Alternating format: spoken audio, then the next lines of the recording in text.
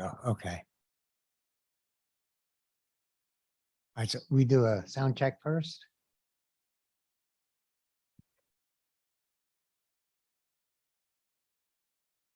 Yes. All right. Nice. Okay. Do a sound check now. So Elisa, there at downtown?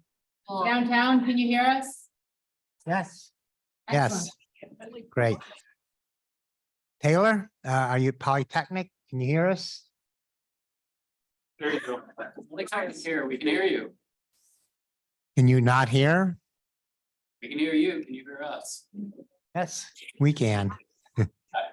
And we're fine here at Tempe.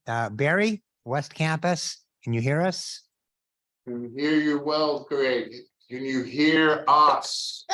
Yes. Yes, indeed. All righty.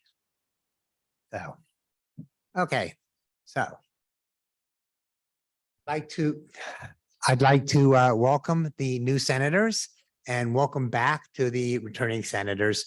This is our first meeting of the Senate for the academic year 2023, 2024.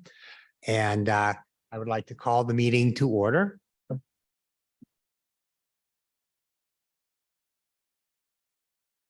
Okay, we're going to move on to take quorum. So we're going to make sure that everybody who needs to be here is here. So I will stop the previous Action on the slide, minutes. and now you should be seeing a new slide which reads, please select the campus which you represent. The options are going to be downtown campus, Polytechnic campus, Tempe campus, or West campus.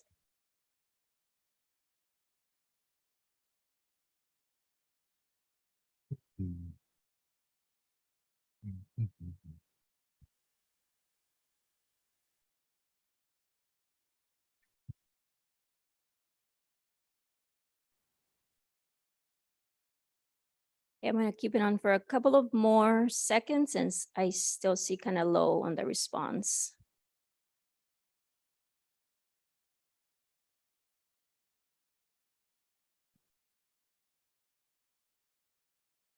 Okay, anyone else? Thank you.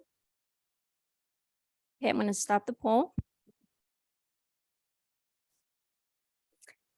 All right, we're going to move on to our next question. To triangulate, make sure that the first one was accurate. So the question reads, this is your pop quiz question. Barbara Millicent Roberts is a well-known poet, athlete, medical researcher, or doll?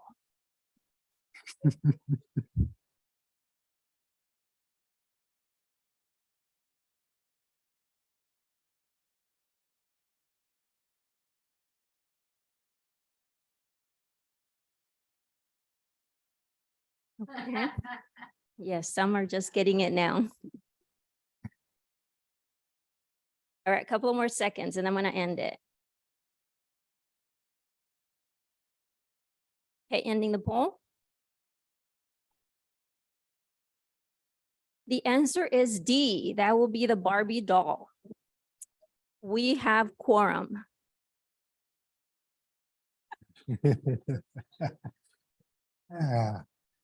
All right. Okay, so the minutes for our Senate meeting, number 8, held on April 24th, 2023 have been distributed. Are there any corrections or additions to the minutes? Hearing none, the minutes are approved as distributed. So,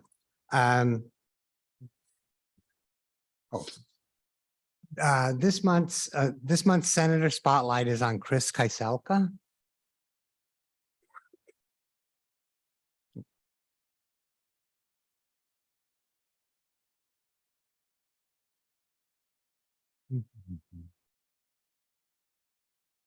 And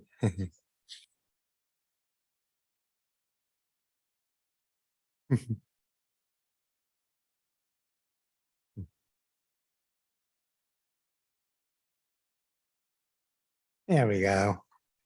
So, yes, Chris has long been an important contributor to the work of the Senate. In her 13 years with the Senate, she has served as Poly Campus President, Secretary of the Senate and Academic Assembly, Chair of CAPC, and more. This spotlight is very much well-deserved. Okay. Also, I would like to remind everybody that we have an Academic Assembly reception this Wednesday at 3:30.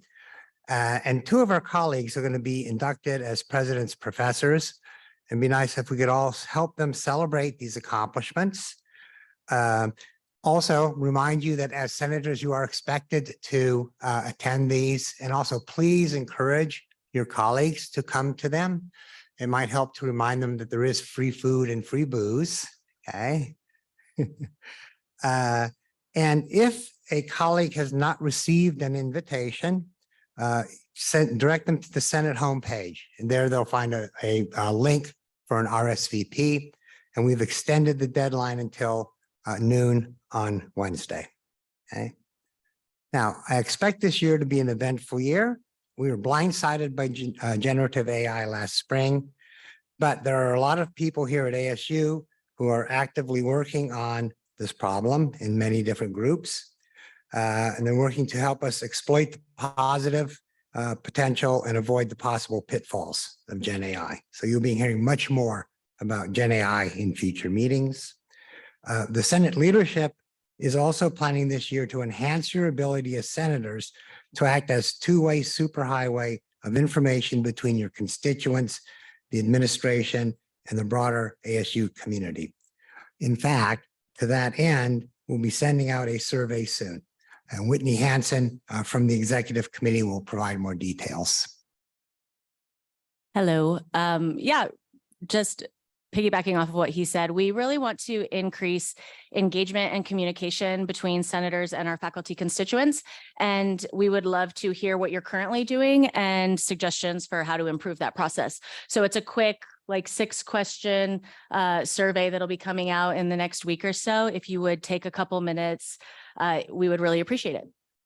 Yes, thank you. And please do to respond to that. We really want to try to do everything we can now to improve the communication to our constituents. Okay? And you will be hearing much more about this project of ours as well. So I would now like to thank President Crow and Provost Gonzalez for taking the time to keep us up to date on the many exciting new developments going on here at ASU. And with that, it's my pleasure to introduce President Crow. Thank you. And my little thing coming over here said it was 114 outside. See quite a few more umbrellas out there, which I think is a good fad. Keep those ultraviolet particles and waves, depending on your physical insights and perspectives, away from your biological systems, also known as your skin and your eyes. As much as possible. Let me make one comment just because of Professor Stone's comments on AI. So the approach that we're taking is sort of flashing yellow light, flashing green light. We're not stopping, we're not slowing down. That would be, of course, impossible for devices, systems, tools, and aids to learning that are generally available to our learners. And so the approach that we're taking is to study, evaluate, help, find ways to help faculty, find ways to help guide students, find ways to help people to make the right kinds of decisions. How many of you have used it enough to have some sense of how it works as a tool? Yeah, so my hand would be up also. I was testing it for a while on a really long overseas flight where I had access to Wi-Fi, and I was pretending that it was the year 125, and I was pretending that I was in present day Czech Republic. I was in a Roman legion and I was a centurion, and I had to figure out how to build a bridge across a body of water that was moving in front of me that was 80 meters across. And by the time I was done, after about 200 questions, 200 ways of phrasing it, I knew what I had to use to build a bridge in that year. I knew what trees I should use, what size they should be, where they were, how I would move them. I looked at like every question, like, How do you move trees of that size? You know, what method, how many horses, what about this, what about that?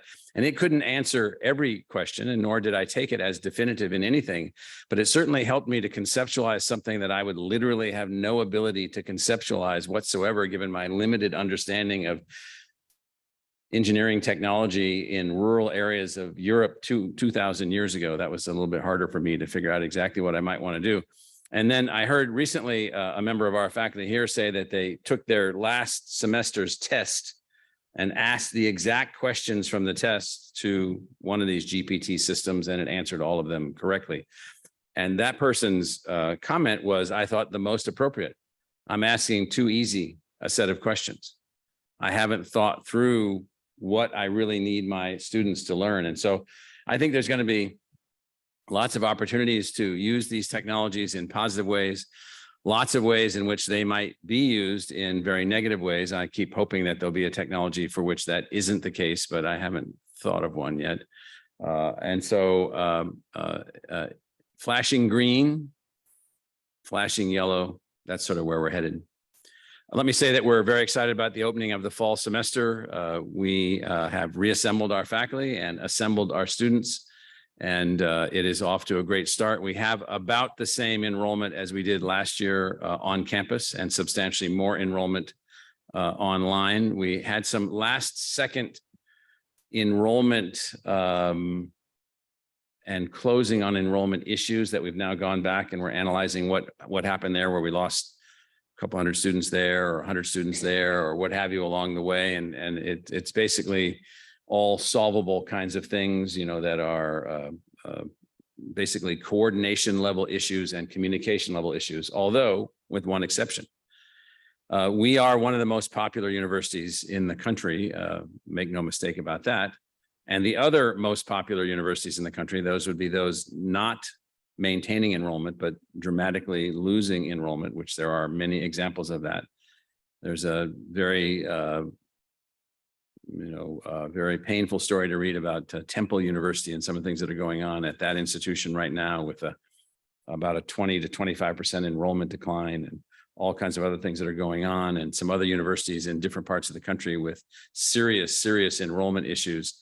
We're not having those issues, but what we are having is competitive issues.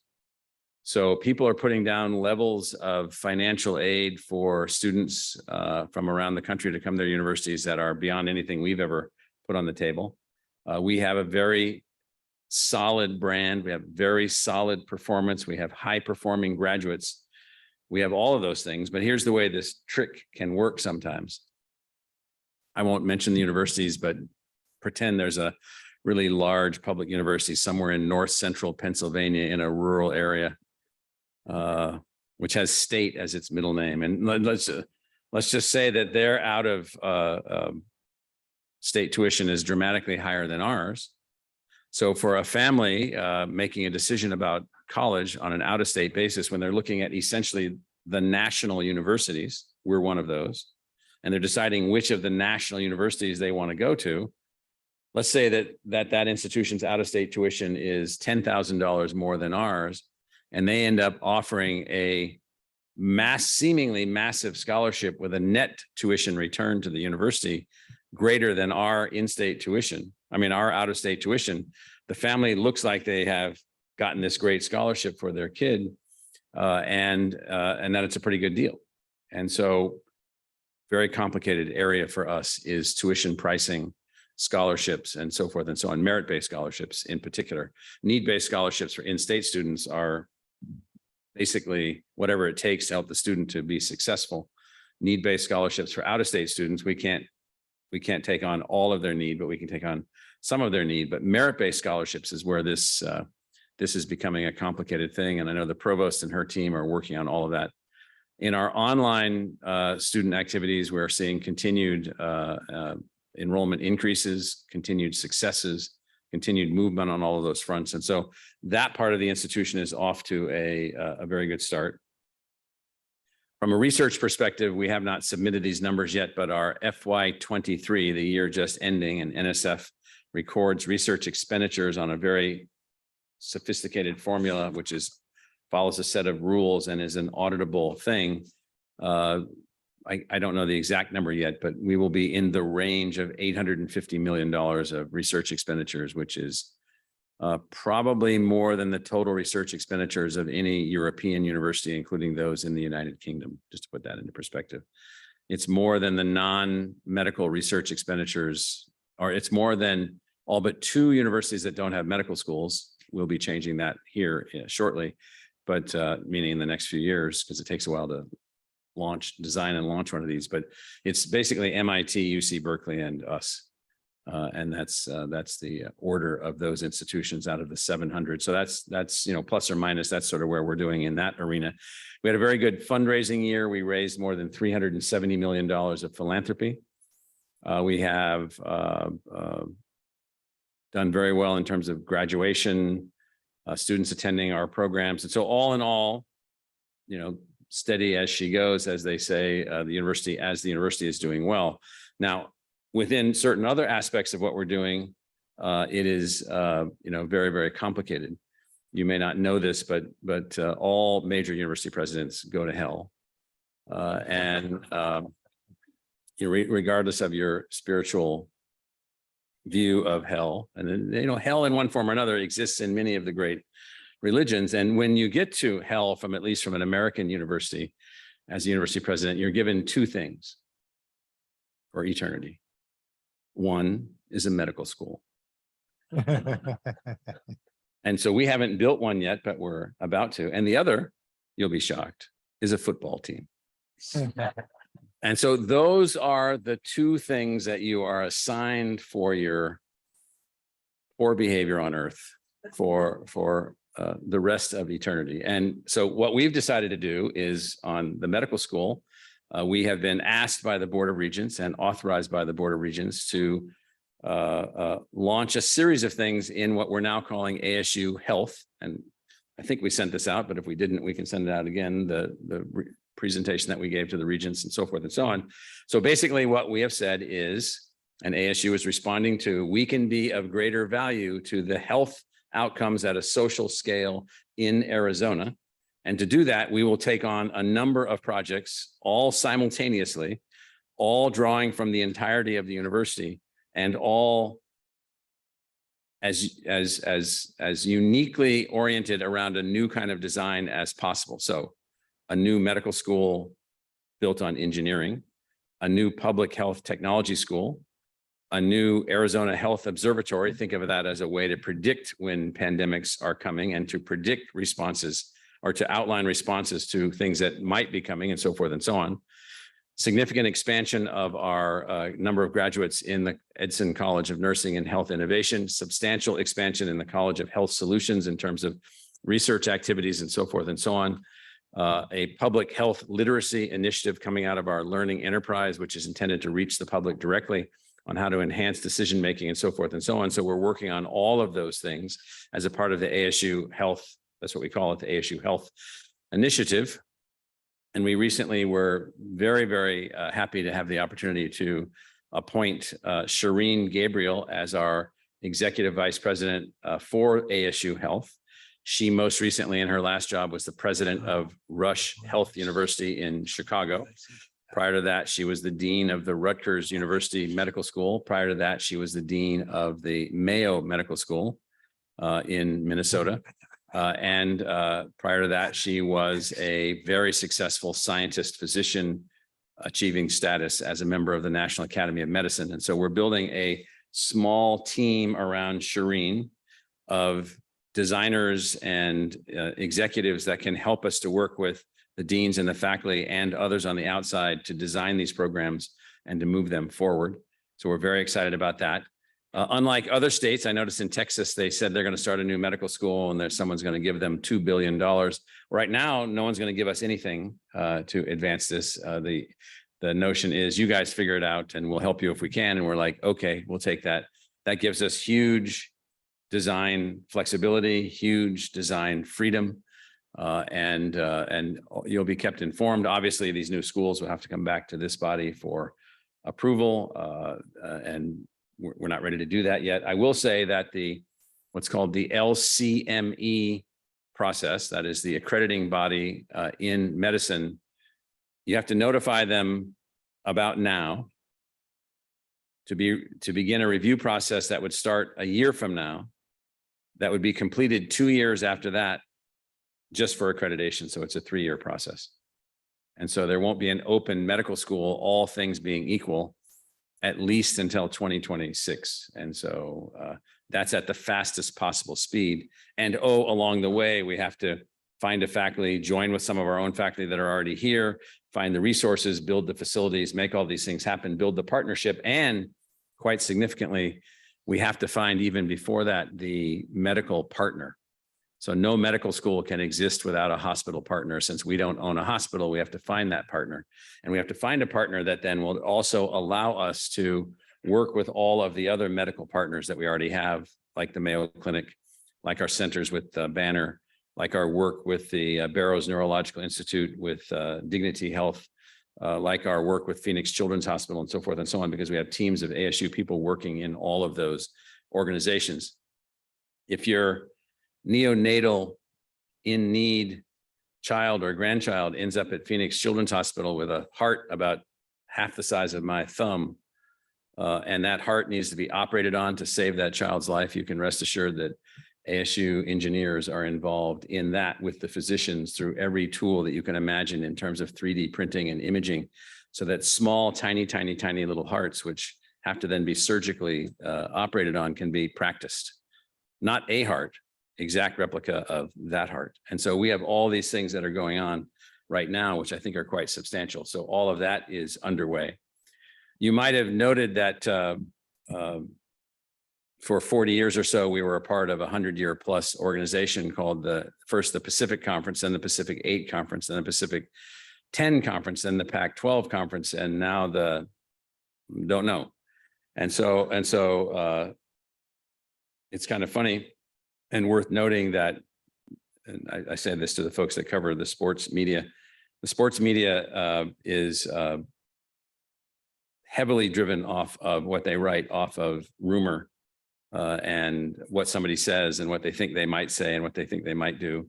Here's basically where we ended up. So we very much wanted the Pac-12 to be continued. We very much wanted it to move forward. We very much wanted to be a part of that conference. And somewhere along the way, because of other institutions departing the conference and the lack of what's called a media rights contract, we had to basically make the decision, without a media rights contract, moving forward, and without a Pac-12 conference that was capable of having enough teams to make a conference, that we needed to be a part of another conference. And so we have switched to the Big 12 conference, as did the University of Utah, the University of Colorado, and the University of Arizona. You may have heard of some of this. The Big 12 schools are concentrated now in Utah, with BYU and Utah, Arizona, and Arizona State, Colorado, with Colorado, Texas, with Baylor, Houston, Texas Christian, and Texas Tech, Oklahoma with Oklahoma State, Kansas with Kansas and Kansas State, Iowa with Iowa State. And then to the east of there are some other newer schools ranging from West Virginia University to the University of Central Florida to the University of Cincinnati. It's a new arena for us to compete in. Most of our coaches are pleased with the direction that we're moving. Some of our fans are, and I hear from all of them on everything often. And so my wife asked me, what is today? Monday? Tuesday. She asked me Sunday morning at about, what? Monday. I thought it was Monday. Yeah. She asked me yesterday, are you grumpy? I said, yes. What about? I said, oh, probably about the 4 things that didn't exist yesterday, Saturday, that all require my attention and decision today, Sunday, that didn't exist then and aren't related to really anything that we've decided previously. So yes, I'm grumpy. And some of them were related to these sports and sports related things. And so all in all, the 20 plus sports that Arizona State University fields in our intercollegiate sports arena are doing well. And we're in the process of rebuilding this sport that draws the most attention, which is football. And our new head coach, Kenny Dillingham, an ASU graduate, will be coaching his first head coach game of his career on Thursday night against the 6'11", 325-pound average team size from Southern Utah. And so I don't think they're really that big, but I like to say that. And so many things are going on there. I guess the final thing that I would say is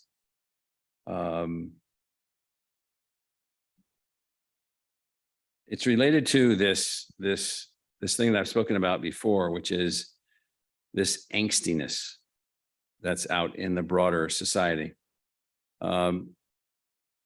Angstiness comes and goes.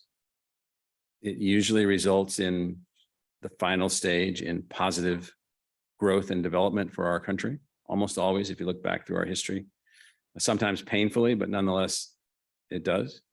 And so one thing that we need to do here at the university is we need to make certain that the students that are here with us, either online or in person, are not separated from that, but that's not the main thing. The main thing is their educational experience, their learning experience, their learning development as a person, and so forth and so on. So I just hope that all of us on the faculty can stay focused on these students who have come to us with all of their hopes and all of their dreams. A couple of the Obama Scholar students are randomly assigned to me each August as advisees, and I meet with them. And one of them that I met with just last week is a woman whose father isn't around, whose mother is a part-time lunch lady somewhere at some school here in Metro Phoenix, who has the most unbelievable set of aspirations that you can possibly imagine. She scored unbelievably well on her ACT score. She's ready and raring to go. And she's coming from the family that she is a part of to us as a family that are charged with helping her to find the path that she wants to achieve on. And her dreams and her aspirations are no less significant than any of yours or people that you read about as, famous world-class scholars that get scholarships to, supposedly elite universities and so forth and so on. She, by the way, has a full ride scholarship from us, all tuition, all costs, all room and board, all fees, everything. Because she worked so hard in high school and because her family has no resources and she's from Arizona. So welcome. And so I just ask all of you to remember sort of why we're here. And then, I guess we were elected to the Association of American Universities, the AAU. And I recently went to the president's training session. Yes. I don't know if I wore a tie, and I don't know if I regretted that or not. I think I didn't because it was at Sunday night. But I will say that at the meeting were not only the newly elected schools, but the president of USC, the president of the president of Duke, the president of Johns Hopkins, and a whole range of the other old hand research universities of the country.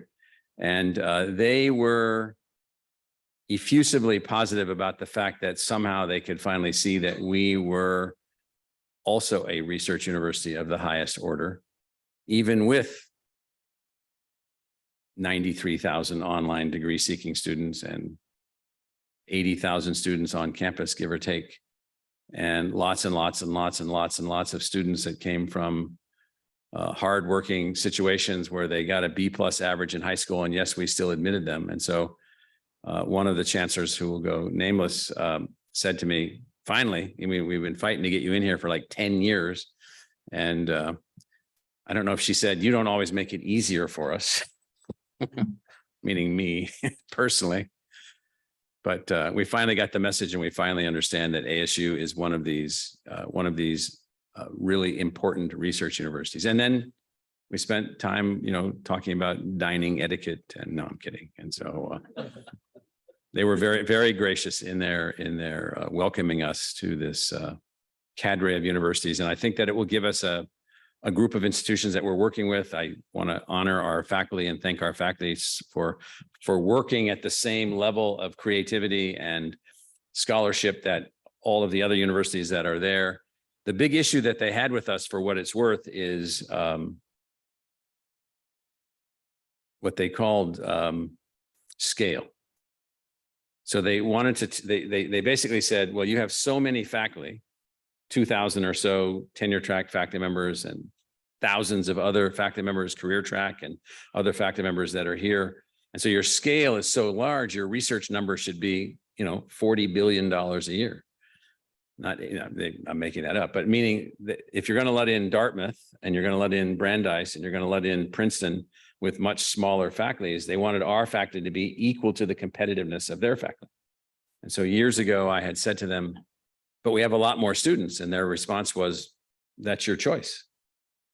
And I said, well, actually, it is our choice and it is our design, but it doesn't diminish one whit the research capability of our faculty members. In fact, what you should begin to hopefully take a look at is how we're able to take many more students into a research environment and educate them from the broadest cross-section of families imaginable. So it was, I think, an achievement of our faculty to be recognized for what our faculty have been able to achieve. And so I want to thank all of you and your faculty colleagues for that we've been elected to this group. So I'll stop there and see if there's any questions, although I know I went over my time limit. So by 1 minute. Thank you very much. Are there any questions from downtown? Any questions? No questions, thank you. Are there any questions from Polly? Questions from Polly?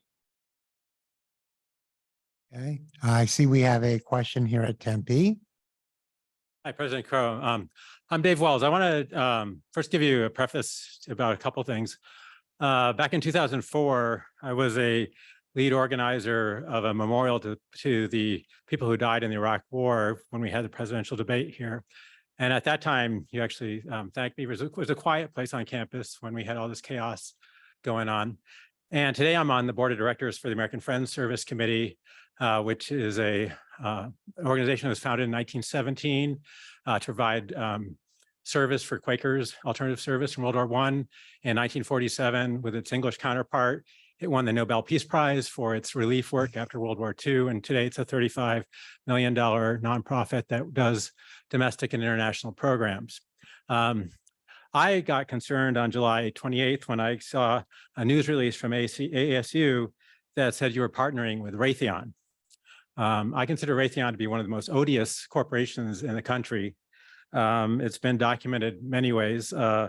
There's a New York Times article that was particularly enlightening on May 16th, 2020, that referred to how Raytheon tried to pressure government officials and worked when there was an effort to, because the Saudis are using Raytheon weapons to kill innocent civilians in Yemen. And that's been well documented by Amnesty International and New York Times. But they've underhanded ways in which they try to work around things to make sure that that flow of billions of dollars that they have received from Saudi Arabia can continue. They also provide bunker bombs to the Israeli government, who has used that to kill civilians and other weaponry in the West Bank, as well as what I basically consider an open air prison called Gaza.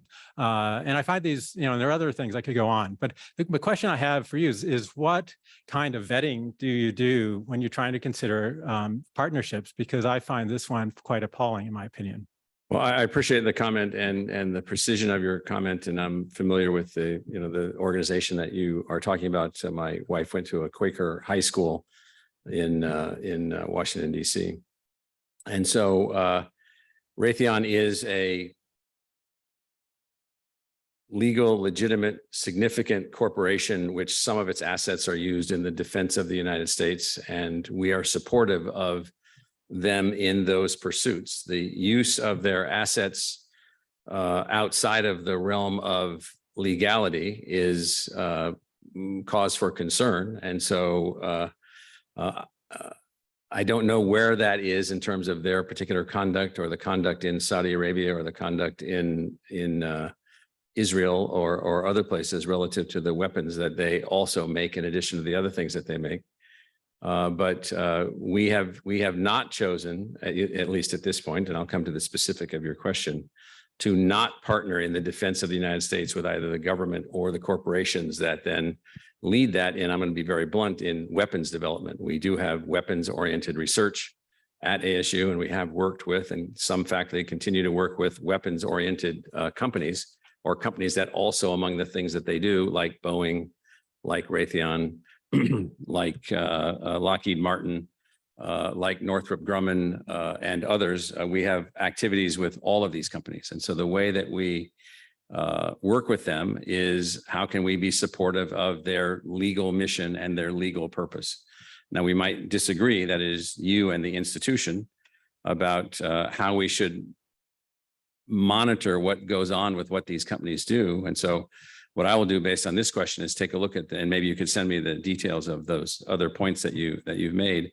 So we can take a look at, are these things that the US government is condoning or supporting? Are these things being used with Raytheon products that are outside of the scope of the government? I'd like to take a look at that. But we have not set a prohibition. The faculty have only set a prohibition against classified research on campus. And so we do implement that. We don't have very much. In fact, I don't know if we have any classified research right now.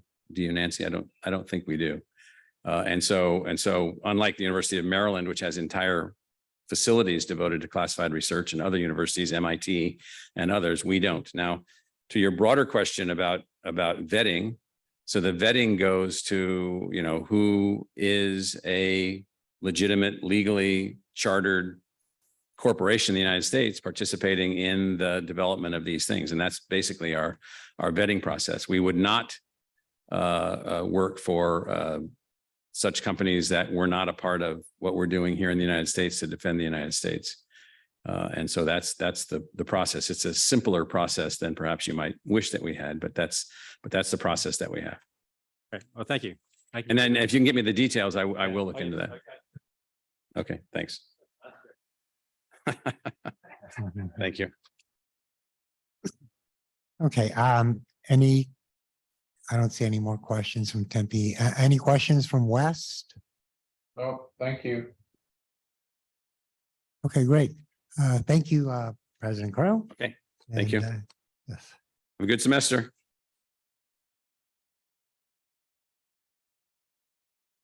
I'd like to welcome Provost Gonzalez now.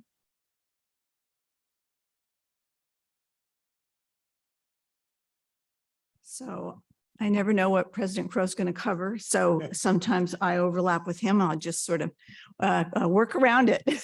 But I did bring some slides, which I'm going to skip through a bit. But let me just start by saying welcome. This is our first meeting, and my work with you, our work with you, and the senators at ASU is very, very important to all that we do. I'm just curious, how many of you have a new leadership role this year with the Senate?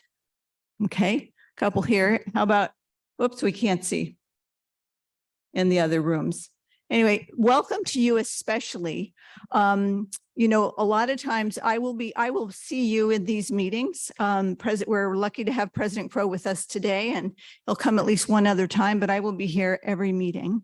And I try my best to kind of let you know the kind of the headlines, things that I think you should be aware of, but it's a two-way street. And so it's important also that I hear from you as the provost, and, I am in contact with the other EVPs of the university, because we know all that we do really rests on the faculty at ASU. And so we want to hear from you. We want to know what are the things that are on your mind. What are the things that you want to know about? I'm excited to work with Greg in his new role as your president. So let's go to the next slide. So indeed, President Crow talked about our numbers. We welcomed 144 plus thousand students this fall to ASU. It is another record for us this year, somewhat higher than last year. And this, I should say, is just the number enrolled this fall. If we look across the entire year at unique individuals enrolled at any time during the year, our numbers are more in the 175 to 177,000 range. But we continue to have one of the most diverse student groups than any campus in the US, diverse in all types of diversity, including third who are first generation students, over 48% who are underrepresented minorities, very large proportion who are veteran or military affiliated, a large number who are international students. We continue to break records in all those ways. So and if you go to the next slide, are the new people that we're welcoming to the university. There are over 16,000 students joining us as first-time undergraduate students. That's a large number of students who are trying to find their way. First time with us, whether it's on campus, spread all across our campuses. And it's really important for all of us to make sure that we are doing all that we can to help them feel welcome, to feel connected, to kind of find their place here at ASU. All right, so we also welcomed, next slide, 214 new faculty. Now, this number is probably not updated, and Patty can probably, I know we continue to watch the numbers because we still continue to hire all the way past the beginning of the semester, but 132 new tenure track faculty members, 82 plus new career track faculty members. And this brings our total to the next slide to over 5,000 faculty at ASU. Faculty and instructional professionals, and divided up across, again, a very complex and diverse set of people who are working here, kind of helping us do all that we do at ASU. And, you know, we've got faculty who have earned, you know, very distinguished titles in the more traditional ways, but we have faculty here at ASU who are doing heroic, amazing things in all classes of faculty, including our career track faculty, our instructional professionals, professors of practice who come in and add to our community in ways that really enhance all that we're doing. So I wanted to just put these numbers up. We often focus on the new students, but we have new faculty, and we also need to make sure that they find a community with us and can feel connected up to our mission. And these are the faculty that you represent. And so your role is critically important. And so I love the fact that Greg this year is going to be focused on communication back to the faculty, because when you operate at a scale of our size, it is hard to make sure that we're staying connected in that, you know, especially because we have faculty who often teach only online and aren't here being part of the community. So how we can help them understand all that we're doing, feel excited to be part of the energy that is ASU. Okay, let's go to the next slide. And as you know, you're all spread across 16 colleges and schools. And as President Crow mentioned, we're actually building a new school, a new medical school. And he gave you the details in terms of we're rapidly building, but we don't expect our first group of students to join us until fall 2026 at the very earliest. Okay, and then we're spread across 4 campuses. Next slide. And so you're leading from all of the campuses, and you know, as you can see, the leadership across the campuses is very important. One of the things that we're expecting to do and have been very engaged in is the further expansion and differentiation of all of our campuses. You heard a lot last year about how we were trying to expand the West Campus. We have 3 colleges now launching brand new programs on the West Campus, which is actually about to be renamed in a ceremony coming up soon. It's not too different from the current name. We also, in the Poly campus, we're doing a lot of building of programs out there. It's important for us to build on those campuses because there's room for that expansion, and it allows us to serve the state in broader ways. And as you also have heard, we've got centers in Washington, D.C. and Los Angeles, and those are continuing to build out. You will be seeing relatively soon a new proposal for the new school of ASU FITM, the new fashion and design school, and programs coming through. So a lot of expansion. And again, I mean, this is the community, the large complex community that all of you represent. So I'm very grateful to all that you do toward that goal. Okay, next slide. Oh, let's skip to the next one. President Crow mentioned ASU Health. We are rapidly, and you heard the announcements about that, we're rapidly building out all of our assets around health. And it is not just building a medical school, which we are, or a public health technology school, which we are. It's really trying to make sure we are helping the state solve its critical healthcare needs and crises. Next slide. President Crow mentioned that we just hired a new executive director, Shireen Gabriel, to help lead this effort. She brings incredible expertise and experience across many institutions in medical school education, medical education, as well as in other health professions. So you'll be hearing much more about this as it evolves. We'll be talking about it probably all year. Like last year, I think it was the New Economy Initiative. This year, it's going to be health. Okay, next. Okay, and let's go to the next, just to kind of review a little bit about what we're trying to do with ASU Health. We're trying to increase the number of healthcare professionals in the state. You know, you're going to hear a lot about the medical school because it's really difficult to start a medical school, but this goal is relevant to social work, to social and behavioral health fields, to psychology, to nursing. We're trying to triple the number of nurses that we train, to all the health professions in our ecosystem, because the state is on a trajectory where the increasing population and the needs of the state are diverging rapidly from the number of people that we have to provide for the healthcare. So this is partly why we're engaging so vigorously and quickly in this agenda. NAU is also U of A as well. So we also want to improve health outcomes and expand research, improve health literacy so Arizonans can make better health decisions, expand access to quality healthcare, provide professional healthcare training and upskilling, advance ASU clinics that provide community care and learning opportunities. So all of this to say that we're going to use every aspect of our assets to try to provide for the health of the state. Actually, if you go backwards, well, no, and that'd be too far. So this is going to be one of those efforts that is academic enterprise, learning enterprise, knowledge enterprise, really tightly organized to rapidly respond to the needs of the state around health. Okay, next slide.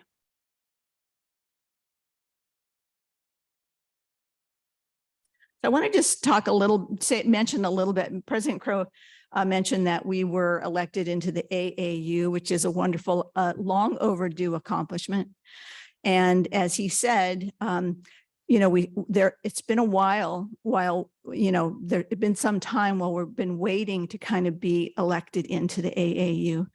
And it's really a validation of seeing ASU as a major research university, but also a validation of the new American university model that President Crow has been leading us for over 2 decades now. I like to say we're the 1 year into the 3rd decade of the new American university. And it's a model that is not only now a proven model with our election into the AAU and all the success that you're hearing, but it's a model that others are trying to now understand and emulate. So we're now just a couple of weeks into the semester. We've already had 7 other universities visit us at ASU. The 4th floor of Fulton is very busy with delegations of universities that you would recognize from all over the country saying that they want to move in a similar direction. And it is part of how we stay vibrant. It's part of how we evolve. And universities that are not evolving are going to be the universities that suffer some of the consequences that President Crow was talking about, and eventually some universities are not going to survive. And so everybody's sort of looking to see how do we stay agile and how do we continue to move. And the first question, so we usually do these visits where they spend a little bit of time with all the enterprise teams. And as the academic enterprise leader, I meet with them. The first question out of their mouth almost always is, how do you do it? How do you move quickly with your faculty? Because, you know, you're trying new things and you're able to move quickly, and they find that they get blocked and can't make that movement. And I will say that it's in part because we've got a very effective Senate and faculty governance. You raise your concerns, you let us know when there are concerns, but you also understand what we're trying to do, and you represent us so well. So I thank you, because it's allowed us to evolve this model that, as I said, is now being recognized in so many ways. And I was actually recently at a meeting at the American Association of Arts and Sciences in Cambridge just a week ago. And it's a group of universities that came together to try to understand, how do we advance critical issues like equity in the context of the recent Supreme Court decision. And we were there kind of representing a different way to address equity, which is all about access, not about exclusion. And again, we were held up as a model for how other universities might be able to advance. Certainly, we need the Harvards, you know, and we need other very elite universities, all of which were represented at this meeting. But there's a recognition that a mission-focused university that strives to bring the best of education and the best of research to large numbers of students at scale. So this word scale is a model that we need more universities to take up. So again, thank you. It's been a hard push to get where we are, but I think it's giving us an ability to navigate in ways that have become very important at this time. So next slide. So I'm not sure how many of you have seen what we think are our critical goals at ASU, but I think it's important for you to know those. One, to demonstrate leadership in enabling academic excellence and accessibility at scale. So that's excellence and accessibility, which are two things people often don't think went together. And we're trying to push that. Now, I know we don't always achieve that. I know there are problems, but that just means those are problems for us to solve, to make sure that we're actually continuing to push toward that goal. To establish national standing and academic quality and impact of colleges and schools in every field. And I can tell you that we've got 16 interdisciplinary colleges, and 13 of them have at least one program in the top 25th ranking, and 15 of them have top programs in the top 30. So we're continuing to advance in those ways, and we will continue to do so because it's very important that we maintain that level of quality. Also, to expand ASU's role as the leading global center for interdisciplinary research, discovery, and development, and to enhance our local impact and social embeddedness. So for us, leaning into health is one way that we do that, but we're doing that with respect to so many other major issues that we face as a state, as a nation, and globally. So again, I'm proud to be part of this very mission-focused evolution of an institution. I hope you are as well. I hope all of you can see yourself in the mission and help your faculty to see yourself in the mission. And so if we look at the final slide here, again, coming back to our charter. And again, this is the charter that is featured with our visitors, with, in these meetings that we have, that is seen as such a model for how to move forward. But the part of the charter, the first part, that we're measured by whom it includes and how they succeed, that's our faculty. That cannot happen without our faculty. So the mission is our faculty. And I know sometimes people feel a bit at a distance, but this is where we all need to lean in. And this is becoming harder and harder for all universities to achieve the success of their students as the complexity of our nation grows, as our population of students come in with different profiles and different needs. So if we're looking for ways to engage and be innovative, this is one that I hope we can all really take on as something that you can feel committed to. So I'll end there. Happy to take questions, but I know you've got a meeting to carry on with, and I will be back at the next meeting as well. So any questions?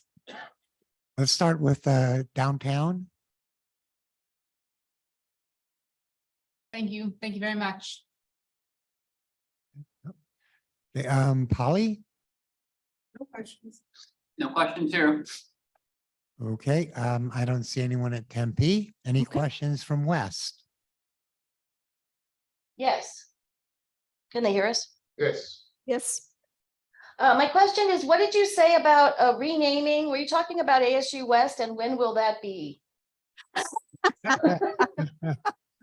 Uh-oh. That will be in an upcoming meeting within the next month. So we are being renamed? Okay. Okay. I'm not going to say more because I think I might have said too much already. Okay, Uh, We have one question from Zoom, Senator Berner. Hello, can you hear me? Yes. Yes. Thank you for taking my question. I'm a teaching professor in the School of Mathematical and Statistical Sciences, and I believe that we have an effective PhD penalty for teaching professors in pay. Pay rewards years of service, which puts teaching professors with a PhD at a systemic disadvantage. I believe as a group, we're paid less than colleagues with a master's degree because we're typically hired at a greater age because our PhDs took years of additional work. Are you willing to look into this issue? And if you can confirm it, provide a one-time adjustment to create pay equity for teaching professors with a PhD? Thank you. Okay. So teaching professors with a PhD. We actually have quite a few teaching professors with the PhD, but your concern is that the pay may not reflect their degree status. Is that right? In a way, yes. Mm-hmm. We can look into that. You know, a lot of our teaching, not all, but a lot of our teaching professors indeed do have a terminal PhD degree, but not all. But so thank you for that question. May I give you just one example really quick? Sure. For example, in my unit, I've done some figures, and I believe that among the teaching professors with a PhD, pay is about 5,000 per year lower than among teaching professors with a master's. And to clarify, I'm not saying we should be paid more. I'm just saying we should not be paid less. Yes, that seems unusual. And so without knowing more about that, I wouldn't imagine that differential. It's the same job that you would see that differential, and certainly not on the basis of, you know, where a PhD is paid less. So there may be certain circumstances tied to that. But you're in the School of Mathematical Statistical Sciences. That's where you are noting this? Yes. Okay. All right. Thank you. Okay, thank you very much. It was very Okay. informative. All right. Thank you. And again, look forward to working with you. Thank you.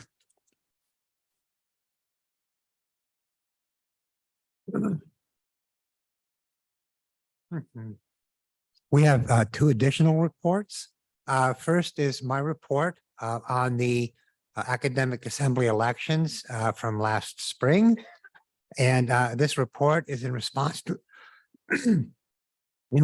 a member of this body expressing very low confidence that those members of the academic assembly who are less than 1.0 FTE were given a fair opportunity to vote. So what I want to do is describe the process by which the election takes place. And then I'll just give some numbers in terms of a number of ballots and such. First, the Senate prepares all of the content for the ballots. And so we put together the names, statements, these sorts of things. These are then sent to the Office of Academic Enterprise Communications. Okay? They then put this together into the format that will go out, and they are responsible for actually sending out the emails using the mailing,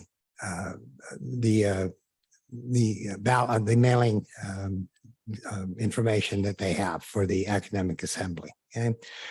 And so so basically the Senate office does not send the emails. This is done by Provost's office. And in terms of the numbers for last spring, there were 3,992 ballots sent.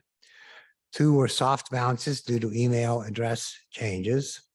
12.256% click rate, which meant we had 489 unique email clicks. The top 3 links by which these clicks were counted was ballot link, which was at 482 email clicks, Sun Devil Sync, which is 24 email clicks, and the Engage election app informational video, which was 4 email clicks. Okay. Any questions? Any questions from downtown? No questions, thank you. Polly? Questions? Tempe, I see a question. Hey, I'm wondering if you could clarify something. What is the percentage of participation of members of the Academic Assembly in the elections? You said almost 4,000 ballots were set out. How many were returned and filled out? It was not very many. Do you remember, Penny? No. Yeah, well, I mean, you can get a sense from the idea that there were about 4,000 sent out and only 489 got a click. Okay. So, About the percentage and the number that actually casted the ballot, yeah. under Thank you. 500. Yes, I mean, that would be nice if we could do anything we can really to encourage people to be more active. So maybe that'll be part of our attempts at getting our community more engaged. Okay. Any questions from West? No? Okay. We have a second report, which is from Penny Dolan, who is chair of the Arizona Faculty's Council. And she'll be reporting on the ABOR meeting from last June.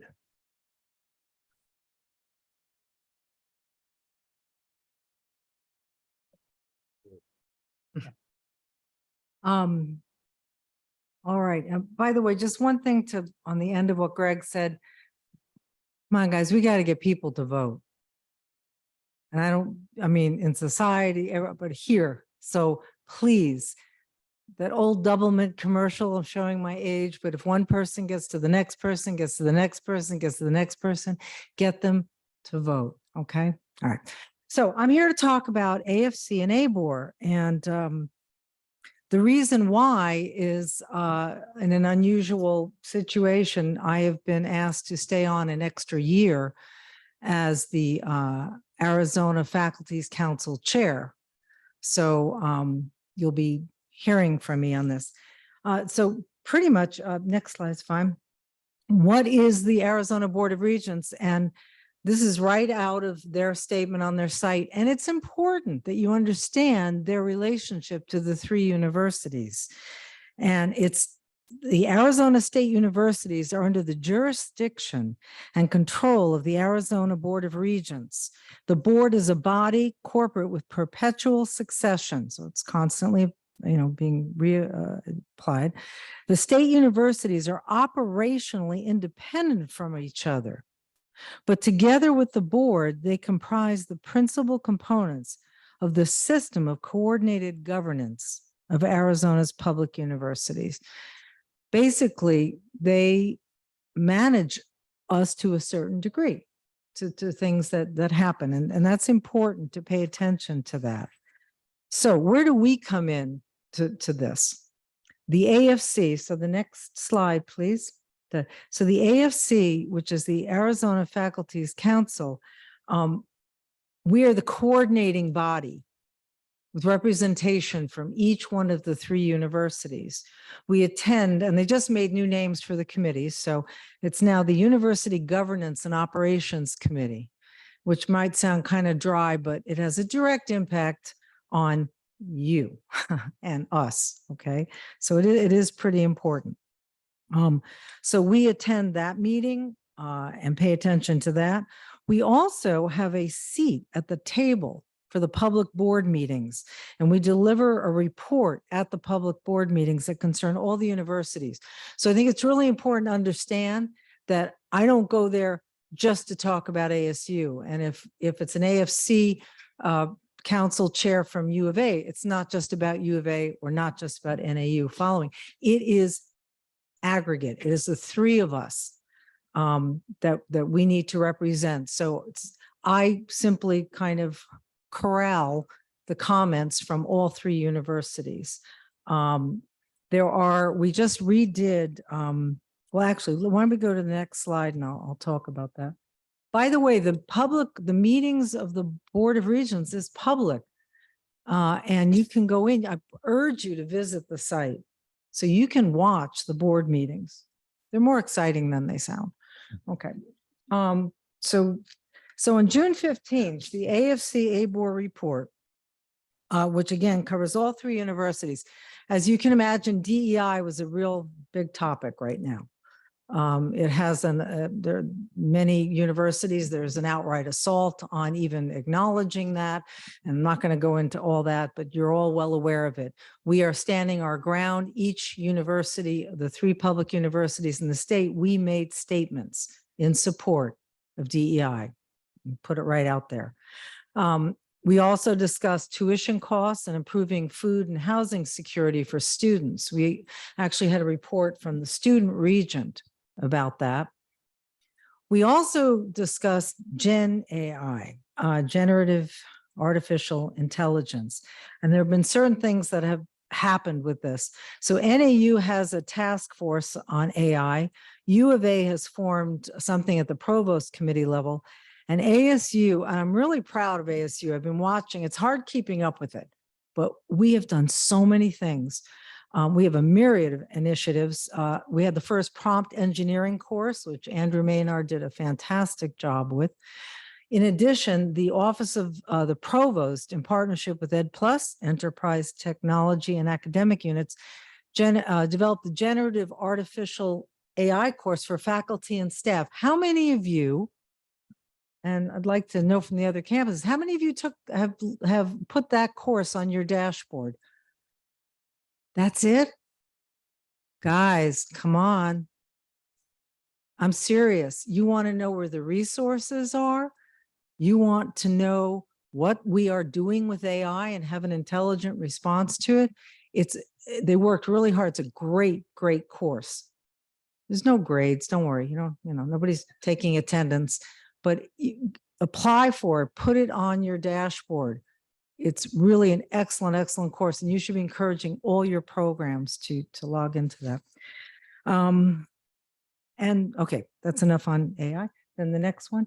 We also discussed NIL at this meeting, name, image, likeness. And we requested that the board of or University Governance and Operations Committee, which we will talk about this on September 14th, ask the universities to report on how they're educating and supporting their student athletes affected by NIL and the transfer portal.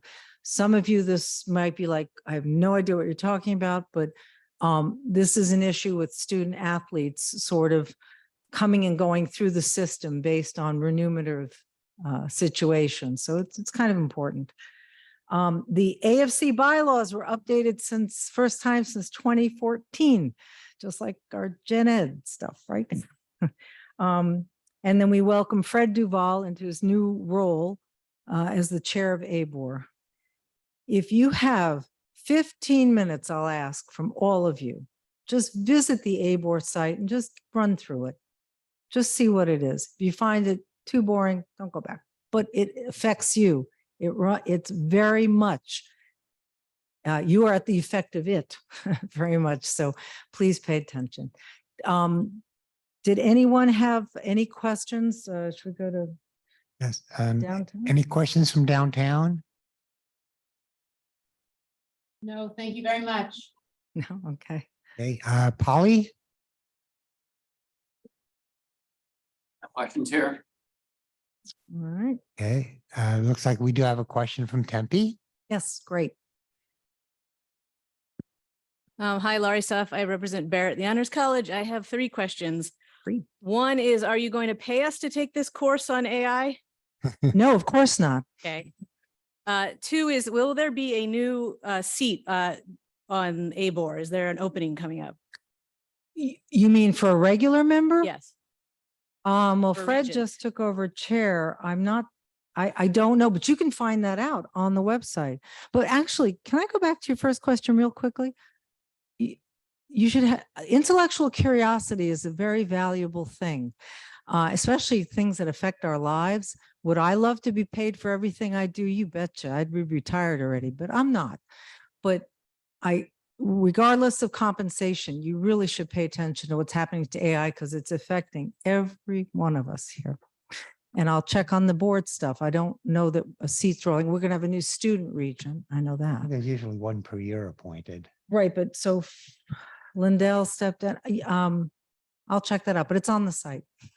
My third question is about the ABOR meeting that just took place last week. Oh, Do you have any report on that? no, that wasn't a meeting that I was invited to, or we, the council. Okay, We weren't, that Because was, they were voting on a report on academic freedom, which I think is Mhm. super important for all the universities. right. And we are going to be, that is a point of discussion next week and it'll be brought up on the 14th at the open meeting. So I encourage you to tune in on it's the 14th. You know what? We'll send something out Yeah. to make sure that everybody knows about that. Okay. And then the actual public ABOR meeting is September 28th in the afternoon. So I encourage you. And to- is that going to be? in No, it's at Tempe? NAU, but it's At NAU. broadcast. Okay. It's at NAU, then it's at U of A, then it's here, then it's back to U of A, then it's back to NAU. Okay, thank you. So, thanks, Lori. Right. Any questions from West? Yes, what, could you give us a copy or could we see the DEI statement that the three universities put forward? Because it's a very interesting time right now with people testifying in front of the Arizona State Legislature against that very thing. No, absolutely. I Okay. thought I will do it again, but I'm pretty sure we shared. I'm new this year, so I don't know. Oh, okay, no problem. We will make sure that it's posted, our statement is posted on the Senate website, and that's a good thing to check. I can make sure that all three school statements of DEI be posted on the ABOR site. I think that would be excellent. Thank you for that question. Very good. Any other questions? No? All Okay. right, well, thank you thanks for the very much. report. Thank you. All right. So we have no unfinished business, so we can begin a new business with our first reads from CAPSI to prepare you for motions that we will be acting on in our next Senate meeting. First reads are for informational purposes only, although senators may seek clarification. Full discussion on these motions is reserved for our next meeting. Our CAPSI chair, Claudia Sadowski Smith, will present these. Claudia?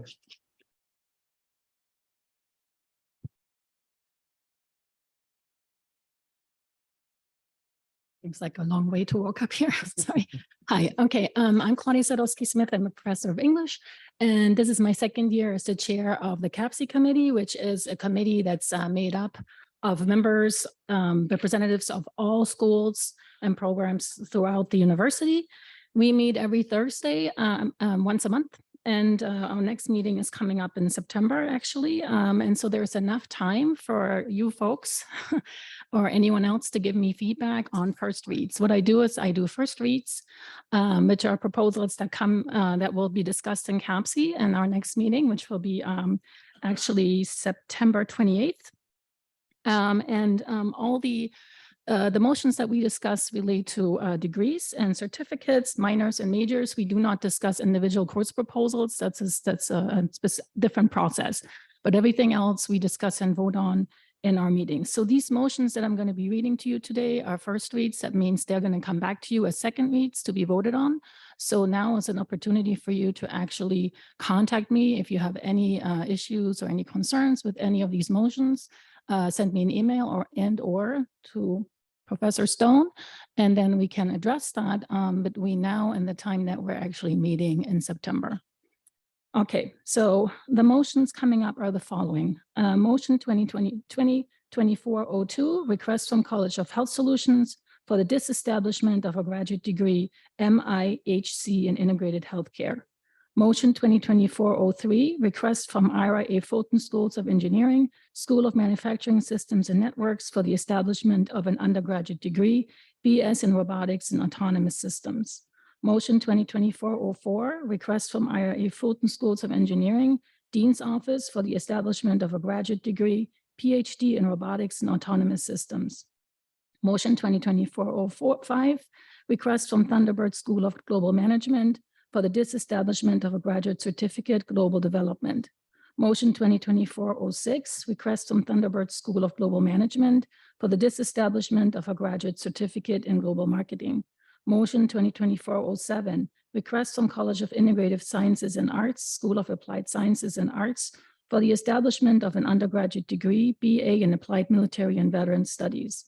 Motion 2024-08, request from Edson College of Nursing and Health Innovation for the establishment of a graduate degree, DPP in Regulation and Clinical Research Management.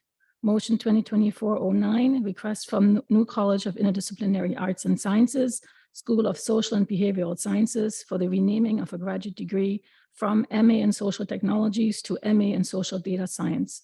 Motion 2024-10, request from the Mary Lou Fulton Teachers College, Division of Educational Leadership and Innovation for the disestablishment of a graduate certificate, Advanced Analytic in Higher Education. Motion 2024-11, request from Thunderbird School of Global Management for the disestablishment of a graduate certificate in Global Finance. Motion 2024-12, request from Thunderbird School of Global Management for the disestablishment of a graduate certificate in Global Trade and Commerce. Thank you. Thank you, Claudia. If you have any questions or comments about these proposals that will go before CAPC for review at their next meeting, please contact me or Claudia as soon as possible. Okay. Our next order of business is second reads. We will begin with the new course proposals that were distributed to you as first reads via email on August 16th, 2023. Unless there is objection, these course proposals will be handled in gross, meaning we will take only one vote and not vote on each individual course proposal. Does anyone wish to remove any of the new course proposals from the list? Okay. Hearing none, we will vote on these courses.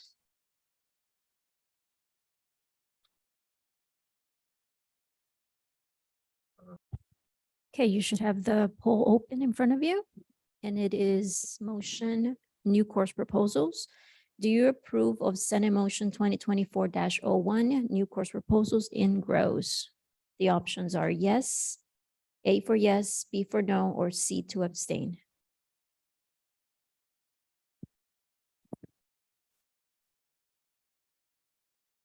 Thank you. It's on now.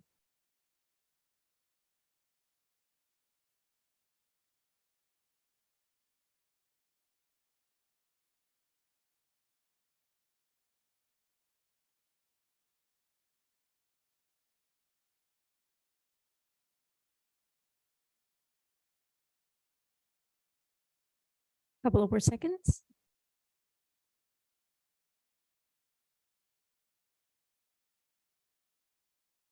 Okay, ending the poll.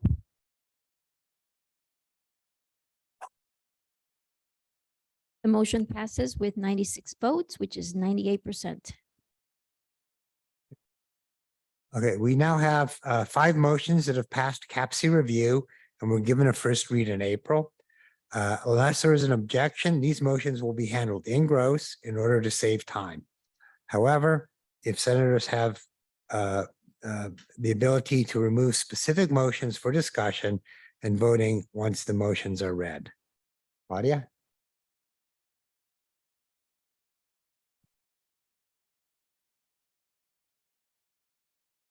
Okay, me again. All right, so CAPC actually met on April 27th to discuss these curricular and program proposals and approve them.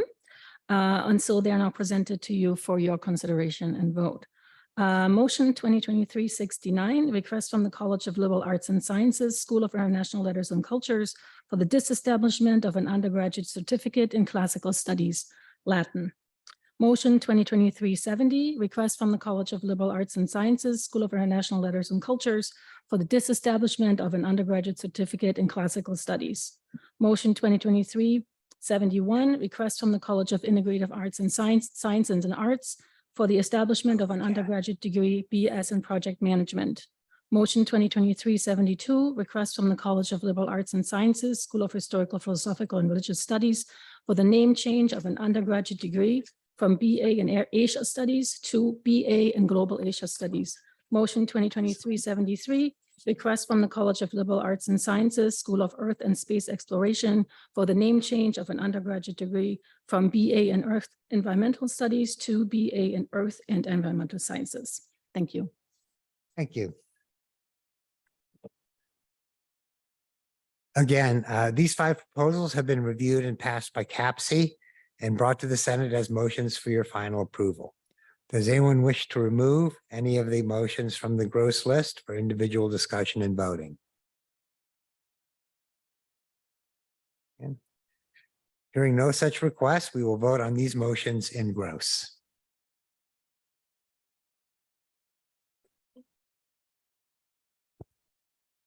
Okay, so in front of you is your new motion, CAPC motion. Do you approve of the CAPC motions in gross as read on August 8, 2023? The options are A for yes, B for no, or C to abstain.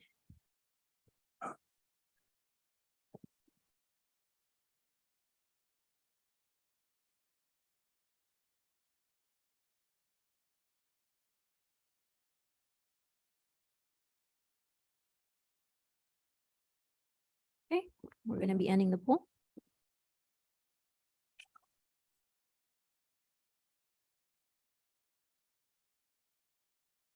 And the motion passes with 101 votes, which is 98%. Thank you. The CAPC motions have passed. We have one additional motion that is brought to you for your action as a second. So Pauline will read the motion.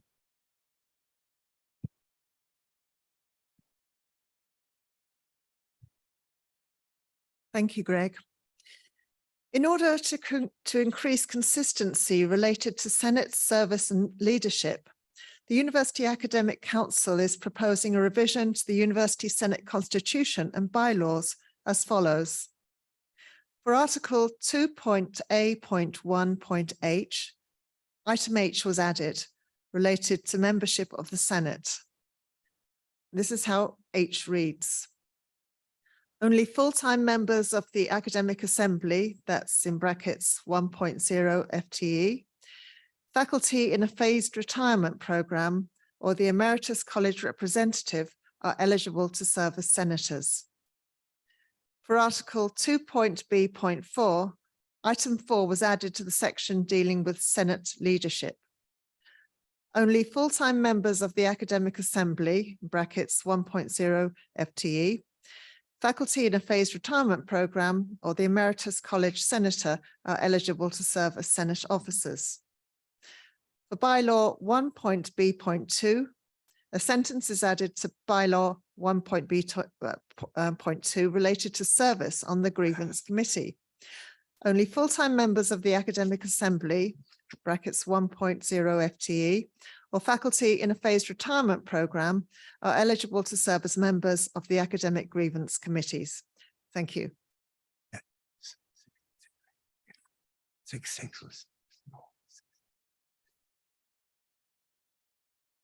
All right, thank you, Pauline. A motion has been made to amend the Constitution and bylaws for the University Academic Senate. The floor is now open for debate.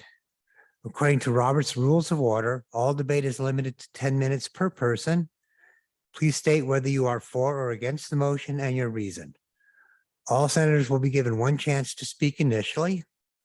After everyone has had a chance to state their position, senators may have one more chance at speaking out to the motion. In other words, each senator can speak twice to the motion. After all have had a chance to speak, we will take a vote. If the majority votes in favor of these changes, then the changes will be taken to the Academic Assembly for vote. It's also possible to move that this change be sent back to the committee for further discussion and possible update. Do that, please say, I move that this motion be sent back to the committee for further consideration. So, are there any comments from downtown? No, thank you very much, President Stone. We don't have any questions or comments. Thank you. From Polly? Yes, we have some comments here. Ollie. Don't need to stand up, do we? No. Okay, cool. Right. Let me start by saying that I not only oppose, but vehemently oppose this amendment for a few reasons. First, last year, Universal Legal Counsel and supported by the Provost's office let us know that the university defines full-time as any faculty member who receives benefits. I don't really know why our faculty senate would choose to use a different definition from that put forth by the university. That seems somewhat discriminatory to me. Second, it makes no sense whatsoever to me that we would say it's fine for people who are doing phased retirement, who are by definition part-time. We would be fine having those people be senators, be in a leadership role, et cetera, but not current people who are benefited faculty members. And it makes no sense that we would have emeritus people allowed to be in those roles if we don't allow current faculty to be in those roles, when emeritus faculty are not even involved in the day-to-day functioning of this university for the most part. And finally, I think it's incredibly problematic my assumption is that this amendment is being based on some idea that that people who are not 1.0 FTE somehow have less of a stake in the running of the university or are somehow less active in working on behalf of our faculty and our staff and our students. And in my, whatever it is now, 11 years, 12, something like that, 11 years at ASU, I have known numerous faculty who are not 1.0 FTE, but are in fact benefited, so full-time by the university's definition, who have been 100 times more active in governance issues, in helping undergraduate and graduate students, in building curriculum, in helping to define the directions of programs, than many of the 1.0 FTE faculty that I have worked with in that time. Thank you. Thank you. I see that we have several people who would like to comment from Tempe. Yeah, my name is Dan McCarville. I'm in the Fulton Schools of Engineering, and I guess I just couldn't say it any better than what we just heard. So thank you. Thank you.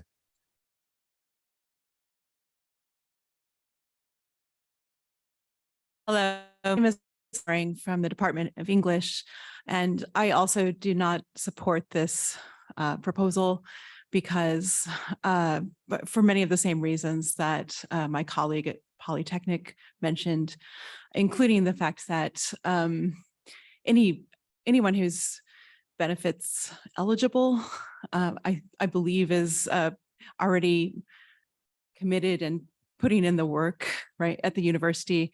And furthermore, that if that person has been elected by the people as their senator, then I think that they should therefore serve as senators because they have been elected. And so to me, it seems that this is a highly problematic idea that if someone has only, 0.75 or 0.8 level of employment, that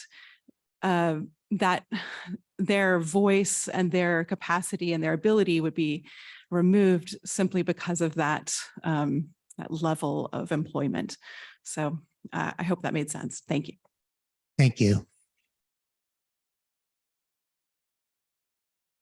I'm Dave Wells, and I sent out an email about this. I'm 0.8 FTE, so this would directly affect me. I just was wondering from the leadership's, I'm also president of my college assembly right now, so obviously I don't do much.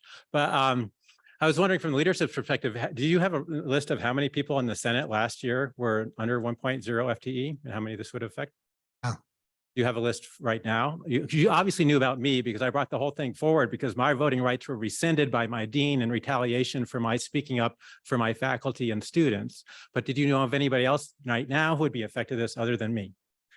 That information is difficult for us to dig out. We could go find it. Okay, so you've put forward a resolution to change these things without doing any research about how this would affect anybody except knowing it would affect me.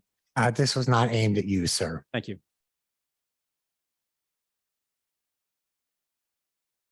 I'm Shirley Rose, English department and current past president for the Tempe campus. I actually just want to raise a couple of questions that I hope we can get some clarification.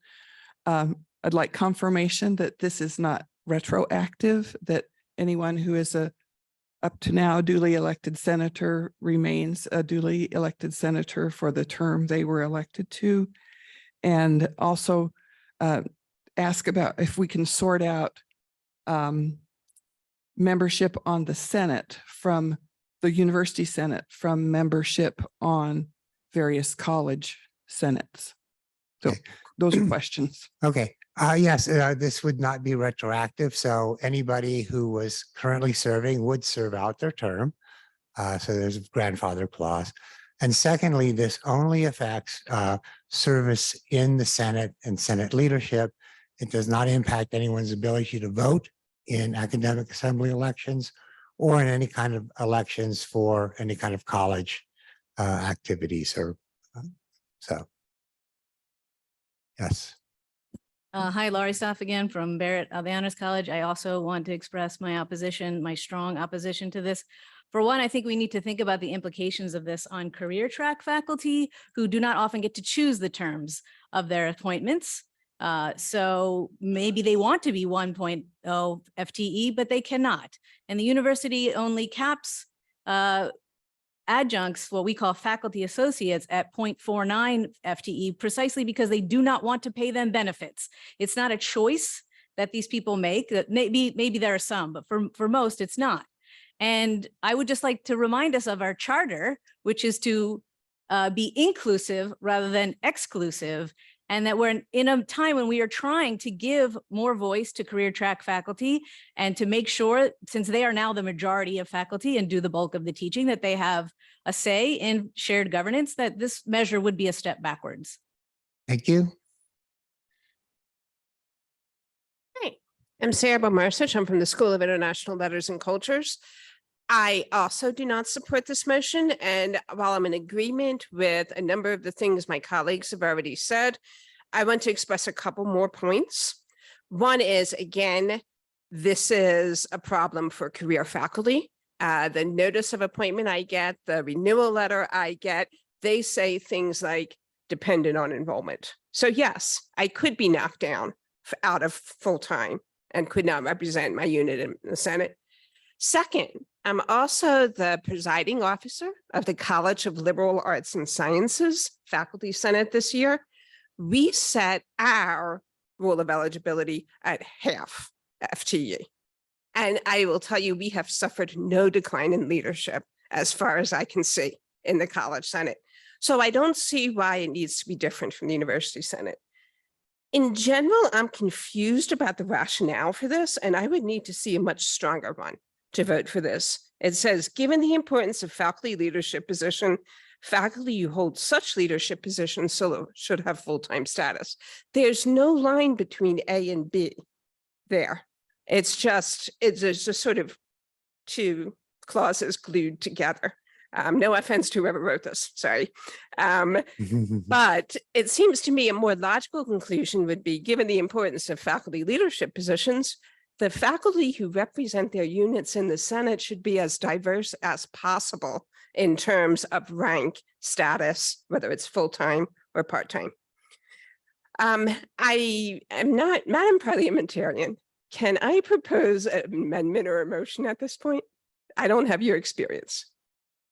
Okay. My other objection to this motion is that it takes away some of the agency from unions. Unions, as I think Senator Maring said, units know who can best represent them. They know who will be the most dedicated people. And units are staffed with all kinds of levels of faculty. So I'd like to propose an amendment in which the 1.0 FTE is removed and a statement that says unit selection is the determination of eligibility for the senator. Because we do the same thing with Congress. I mean, I'm sure we can all think of a congressperson who is not someone we think should be eligible for Congress, but they got elected by their district. So yes, I think I would like to propose that it be amended to say the unit where it carries the day, whatever the full-time status. Can you fancy that up a bit, or do I have to do the language? No, I think what we need to do is, could you put the amendment up and line out what she wants to take, line out, add what she wants to add so people can see it. And then we can vote for that.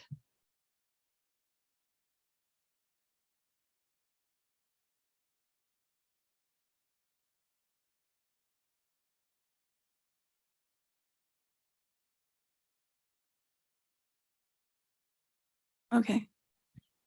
It's just cleaner to see the whole thing. Okay, so I'm fine with that. Am I allowed to make a suggestion? Okay. Okay. Let me say that the purpose of this was essentially just to make clear in the language, because before it was ambiguous and it was not clear.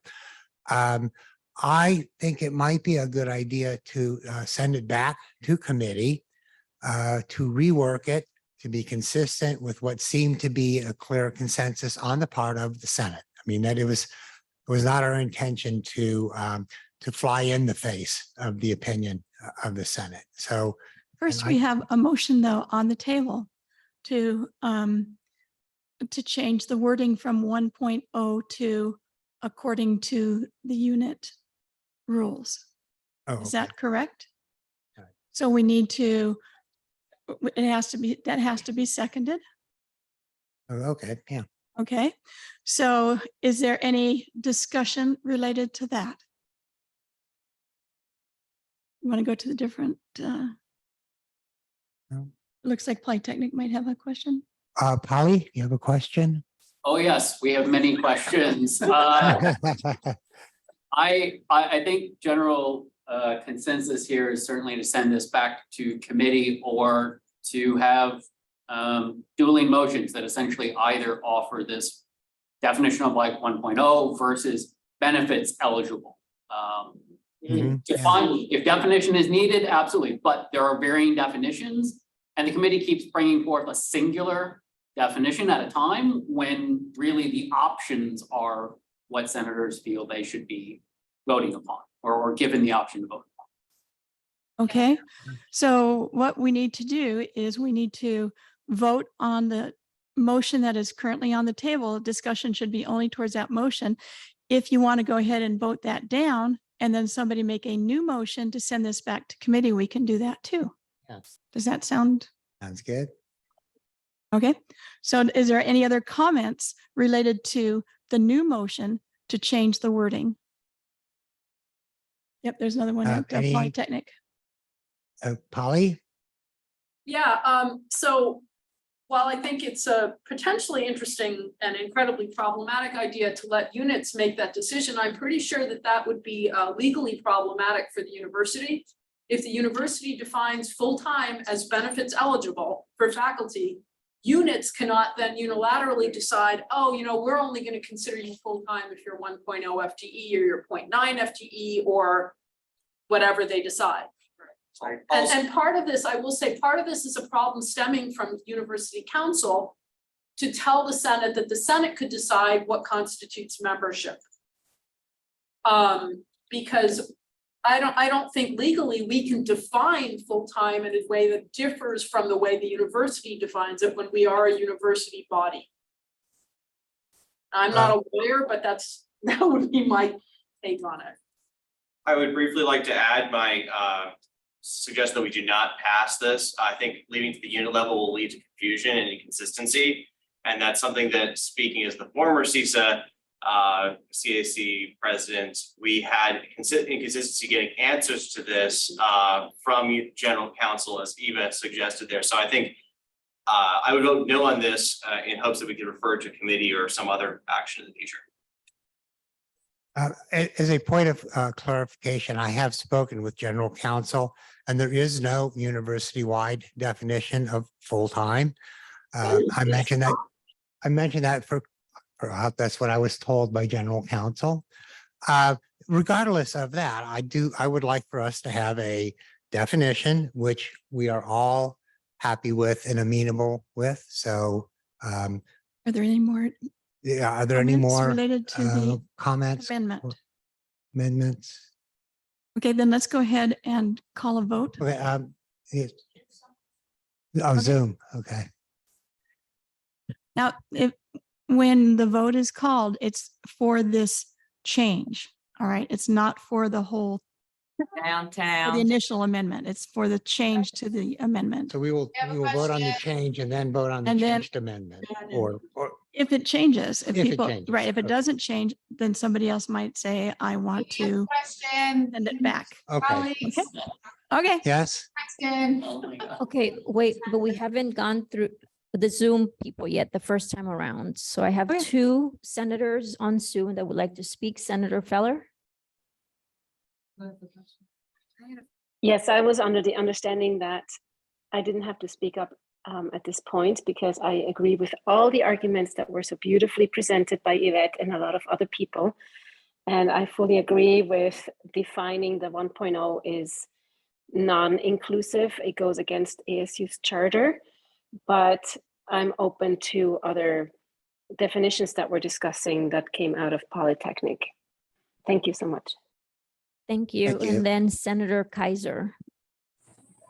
Hello, thank you. I'm a brand new senator and thank you for all the discussion. I completely agree with everything that's been said as well.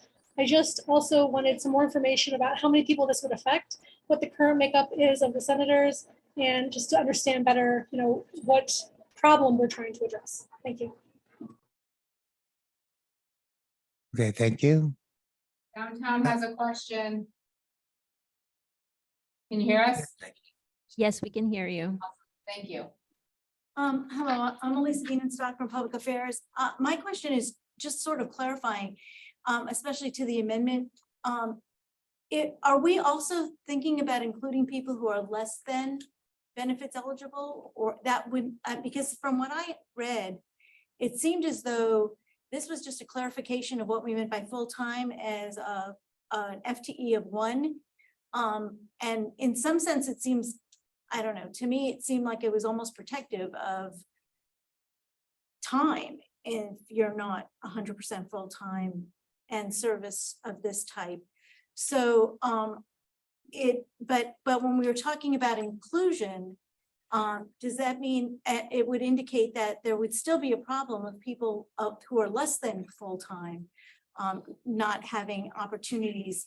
And there's plenty of opportunities to serve even if you're not as a senator. So, and there's, you still have access to the Senate if you're not a senator. So I'm not really sure exactly of what the parameters are. They don't seem clear in what the discussion is and some of the implications of that with regard to, faculty who are not full-time, I would think would have to focus on teaching and research if they're doing any research. The primary responsibilities rather than obligating them to the type of responsibility that being a representative of their units would have. So, I also see being a senator as at less than, if you're less than full FTE as being in some sense exploitive, or this whole thing doesn't really make sense to me. And when I first read it, I thought it was clarifying, But it seems like there's all these other issues that seem beyond what we're really discussing in this one change or clarification to the, initial rules. I find this to be, really perplexing. Okay, yes. So first, this only involves membership in the Senate, not people's ability to vote for Senate or in the Academic Assembly. So, I mean, clearly there are some confusions here.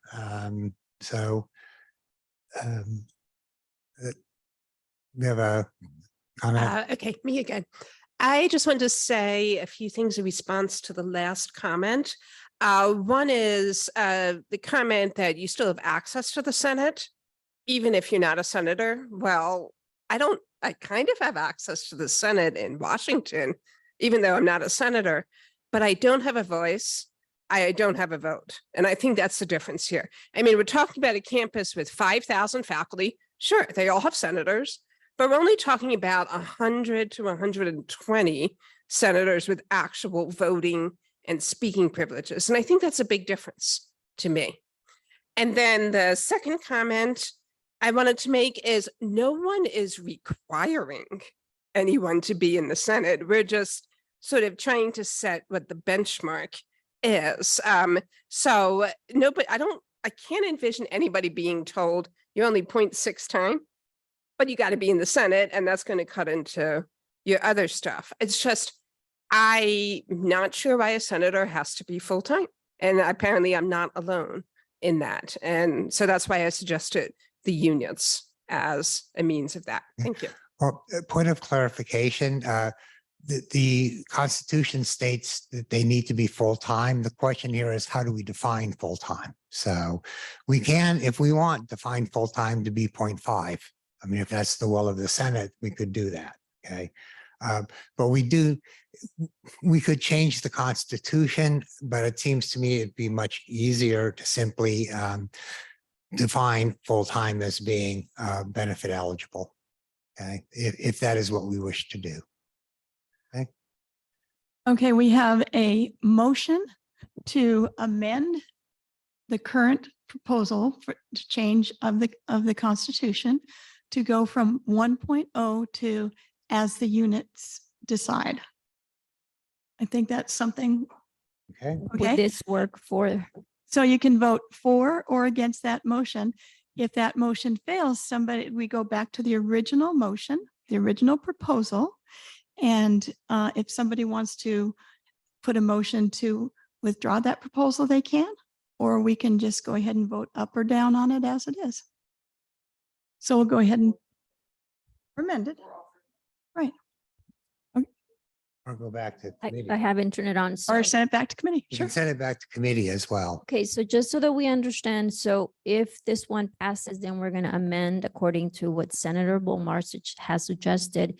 If it does not pass, then we're going to go back to original motion, and then we can motion to send it back to committee as another option. Is that correct? Correct. Okay, well, here's the vote. Vote Here's the together. poll.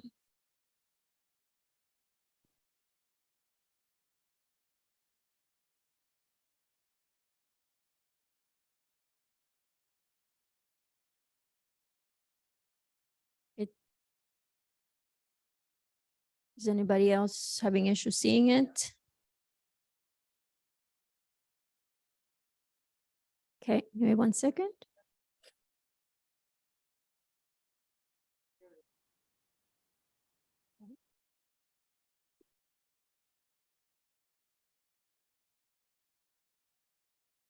Okay, I'm gonna relaunch, just ignore the previous one and then let's go with this one. Is everybody seeing this now? So it should read, do you agree to amend Senate Motion 2023-67 as motioned by Senator Bolmarcich? The options are yes,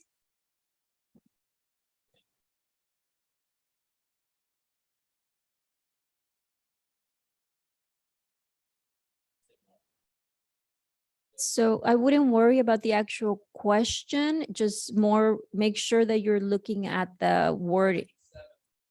No, that one, it's void. Because some people were saying that they couldn't see it, so it appears that it is appearing as question 8 on all of your iClickers. So question 8 on your iClicker is gonna be the official one, the official vote. Okay. I have 104 votes on that, and now I'm gonna stop the poll and I'm gonna look at the results.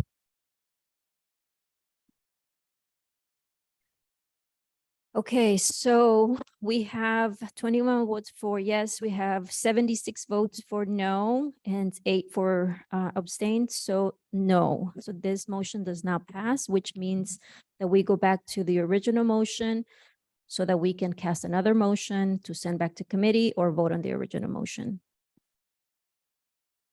So are there any motions regarding one of those options downtown?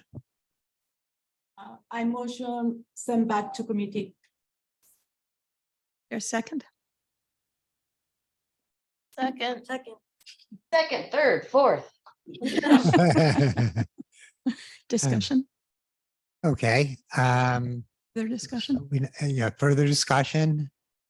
West has Let's see, their hand up. Polly? This is a question. I have a We question. have a question here. We have a question.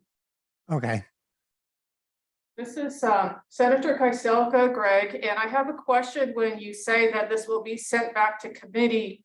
Who exactly are you referencing? Which committee? UAC. this is the UIC. My recommendation is that instead of this being sent back to committee, the UAC, that it be given a different perspective because the Constitution and Bylaws Task Force is convening. Could this possibly be sent through that task force whose charge is to review any possible new legislation to be considered by the Academic Assembly? Oh, I like. Yes, that's entirely possible. Yeah. It just means that you would vote down this motion to send it back to committee. So Yeah, so yes, you would, if you want to do that, what you need to do is vote down the current version of the motion. Then when we go back to the original, you would then ask to amend it in that manner. Okay? well, no, right? No? So then a new motion would be created to send it to the task force, which will convene in 2024. So spring 2024, the Senate Constitution and Bylaws Task Force will convene. So Right, we but- would have to wait for this to be resolved then in spring 2024. Right, but Or don't an we have ad to- hoc but committee Don't we could have be to vote created. on the motion that's already been seconded? No? We have to take care of the motion that's been seconded. Seconded, yeah. Yes, which I will do that right now.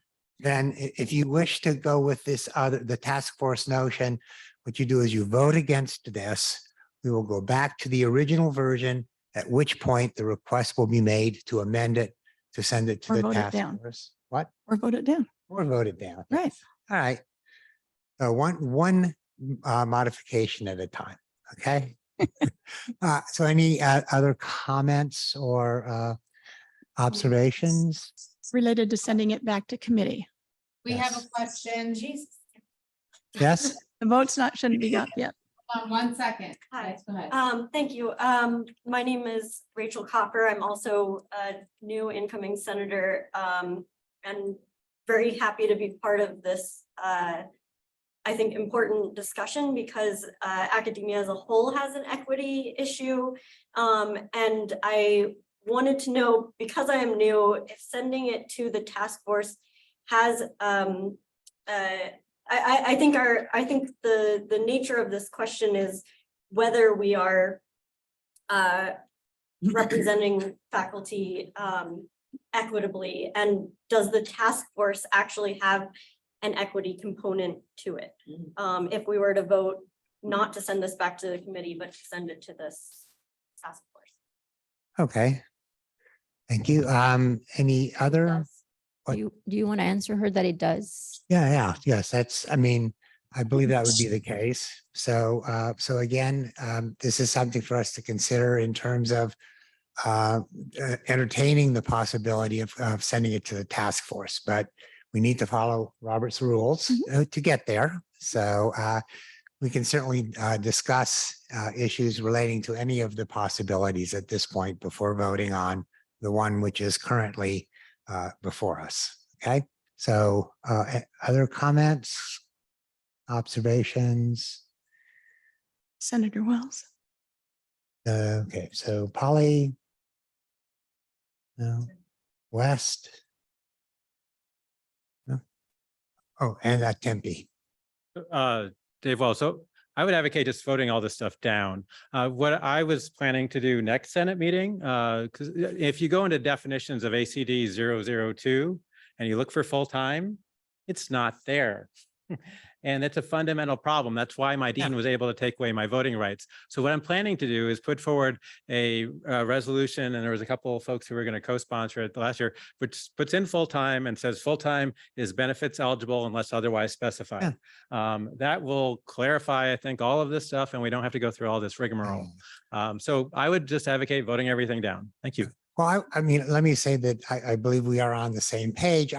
We just wanted to make it clear and unambiguous. Where it gets set is, I think, for the Senate to decide. So the committee, the UAC, will certainly take very much into account the wishes of the Senate if it does go back to the UAC. Okay. So any other comments, questions? And call for the vote. No?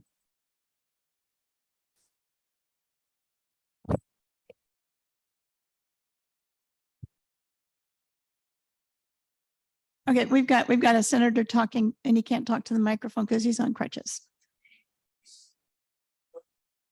We'll bring you a microphone. Hold on.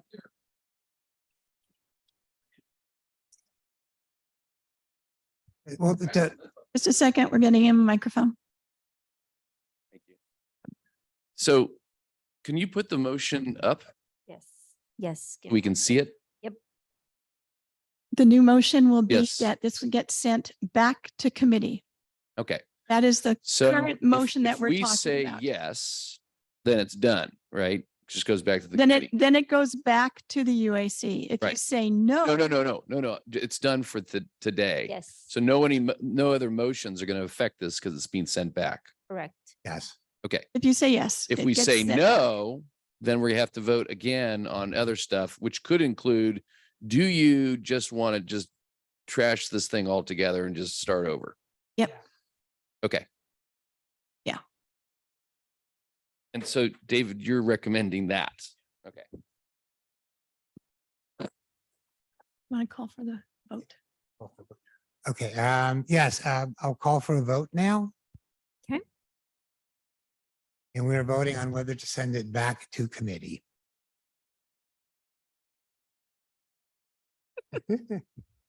Okay, do you agree to send Senate Motion 2023-67 back to UAC, back to committee, UAC, for further review? Yes. A vote yes will send it back to the UAC. A vote no will send it back to the original motion for another new motion to be created to send it to either a task force or to vote down the original motion. And to abstain is to not care.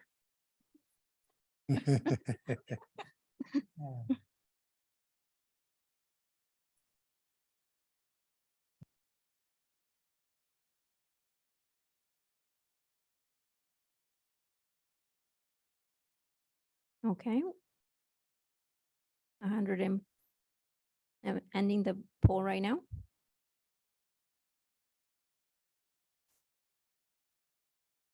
Ooh. Okay, so we have, Going back to committee. it looks like 53 votes for yes, 48 votes for no, and 2 that don't care. It goes back to the UAC, and the UAC will then figure out how to handle it from there. Yes, and let me please state for those of you that feel strongly about this and say would have wanted to start over, we are listening to your opinion. We want the final, we just want there to be a clear definition, okay? We are open to whatever the Senate feels is the best definition, okay? So this will go back to the UAC, and please contact us if you do have feelings about what the definition should be, okay? All right.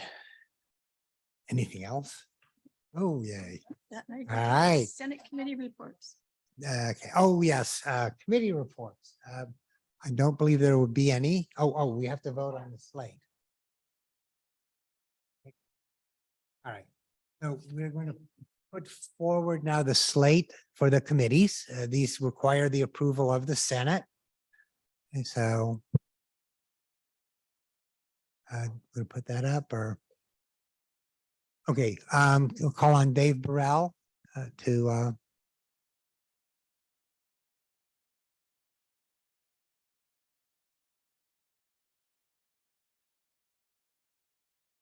is Dave? You. There you go.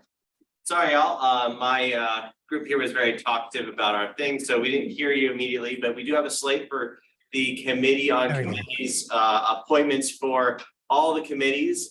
We did do our best to fit everyone based off the survey that was sent out.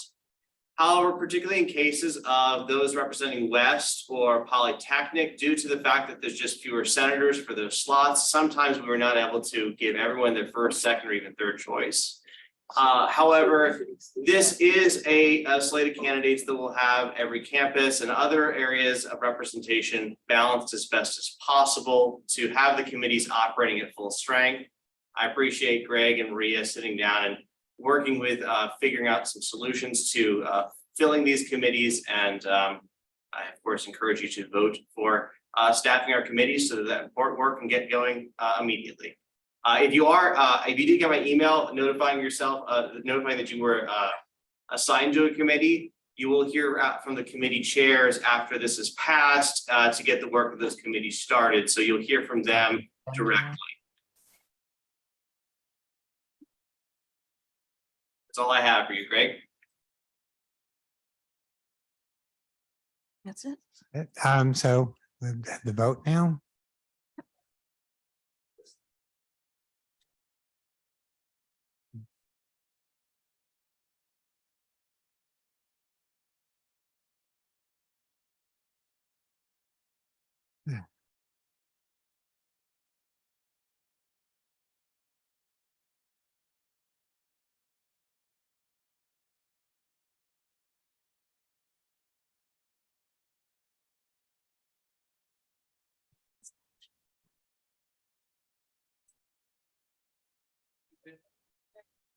I'll see if I can find it.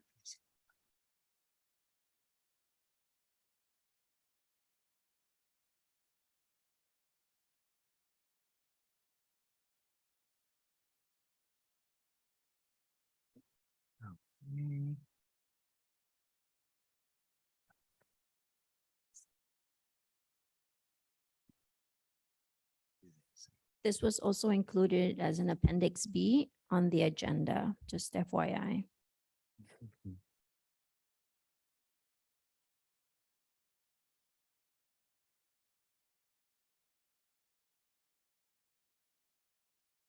Okay, I'm gonna stop sharing and I'm gonna share the motion so that we can vote on it.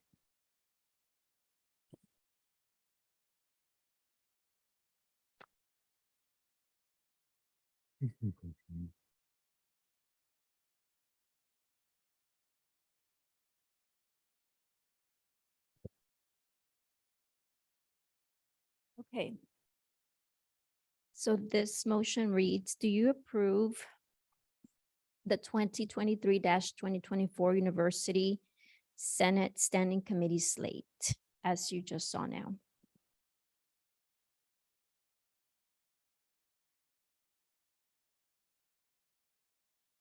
Didn't see what. I'm getting 85 votes on it, so it should be on.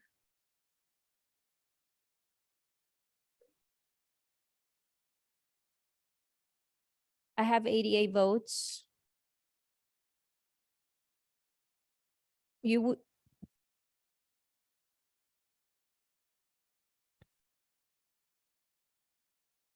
Okay, so you might want to refresh your right clicker and you should be able to see what appears to be question 10, which should read, do you approve the 2023-2024 University Senate Standing Committee slate?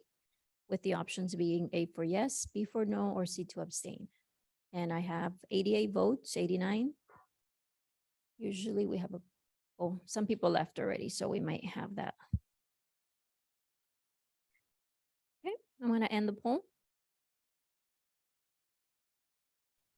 And the motion has passed. Very good. So at each Senate meeting, normally we have reports from the various committees related to the Senate. Clearly, the committees have just been constituted, so there are no reports from them. I'm going to finish up today. The last agenda item is for open forum. At this time, the floor is open to any senator who wishes to share information, make statements, announcements, or so on. So okay, I'll go by campus. Okay. Downtown?